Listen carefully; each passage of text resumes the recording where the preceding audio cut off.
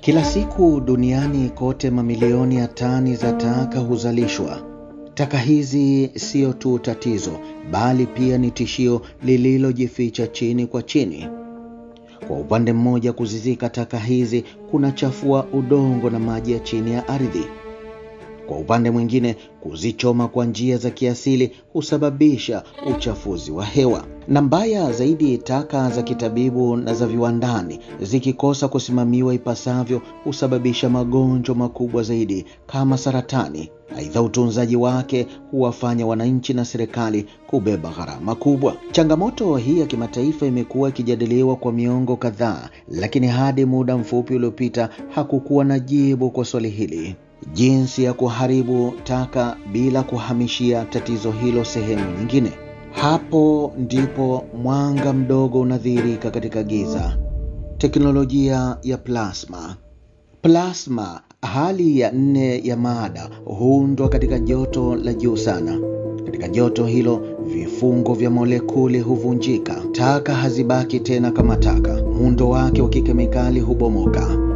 Vimelea vya magonjwa huharibiwa kabisa, na kwa mbinu maalum kemikali hatari hubadilishwa kuwa misombo thabiti na isiyo na madhara. Kwa miaka mingi teknolojia hii ilikuwa mikononi mwa baadhi ya nchi za viwanda. Ilikuwa ngumu, ghali na vigumu kuibadilisha kwa matumizi ya ndani, hadi pale kundi la wahandisi na watafiti wa Kiirani walipoamua kubadilisha hesabu hii kwa manufaa ya mataifa huru. Mwaka 1393 Hijiria Shamsia, Daktari Amuzgar, ambaye alikuwa ameishi kwa miaka kadhaa nje ya nchi na kufanya kazi katika mazingira ya kisayansi ya hali ya juu, aliamua kurejea nchini Iran. Alianza na ndoto rahisi: kwa nini Iran isiweze kutoa suluhisho la ndani na nafuu kwa moja ya changamoto kubwa za dunia? Alianza kazi pamoja na wanafunzi wachache na wenzake. Maabara ndogo katika jengo la zamani, vifaa vya zamani na azma isiyo na kikomo vilianzisha safari yao. Walichagua kuzingatia tanuru ya taka ya plasma, na taratibu wakafikia hitimisho kwamba taka si tatizo, bali ni fursa kubwa. Kupitia kongamano la siku moja katika chuo kikuu cha Tehran, Daktari Amuzgar alipata wataalamu wengine na kazi ikaendelea kwa jadi zaidi.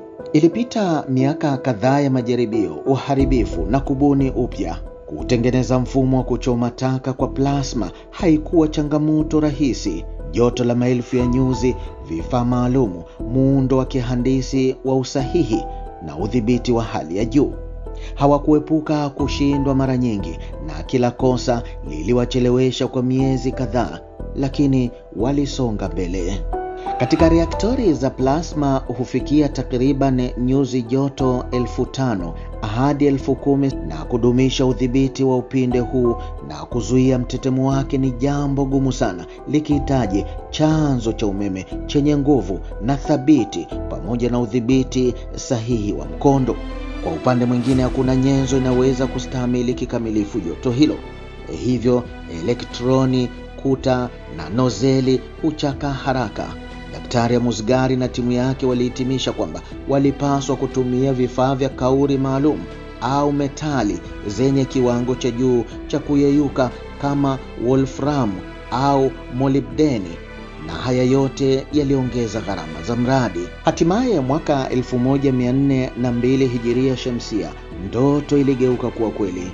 Mfumo ulioweza kuchakata taka za kitabibu na za viwandani, kemikali na hatari kwa usalama wa juu na athari ndogo kwa mazingira, ulitengenezwa na kuboreshwa na wasomi wa Kiirani.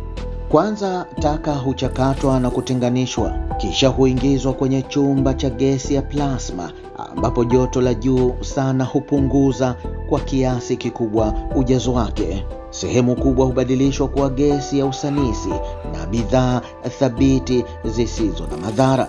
Lakini nini kinachobakia? Si majivu yenye sumu wala moshi hatari, bali kwa mchakato huu hupatikana vitu vilivyodhibitiwa na visivyo na madhara. Lakini hadithi hii sio tu kuhusu kuondoa taka, pia kuna matokeo mengine.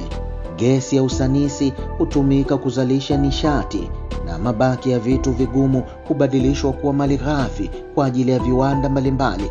malighafi inayotumika katika sekta za petrokemikali, utengenezaji rangi, ujenzi na viwanda vingine. Katika mzunguko huu, taka kutoka kuwa tishio hubadilika na kuwa chanzo chenye thamani. Leo mfumo huu wa plasma uko tayari kutumika katika vituo mbalimbali, kuanzia hospitali na miji ya viwanda hadi vituo vya usimamizi wa taka na maeneo ya mbali. Kwa msaada wa plasma, tishio la taka hubadilishwa kuwa fursa na hata chanzo cha mapato. Hii si hadithi ya kifaa pekee, bali ni hadithi ya mabadiliko ya mtazamo. Mtazamo unaoona taka si mwisho wa safari, bali mwanzo mpya. Mtazamo unaoamini kwamba teknolojia ikibadilishwa na kuwa ya ndani inaweza kwa wakati mmoja kuleta maarifa, uhuru na uwajibikaji wa mazingira.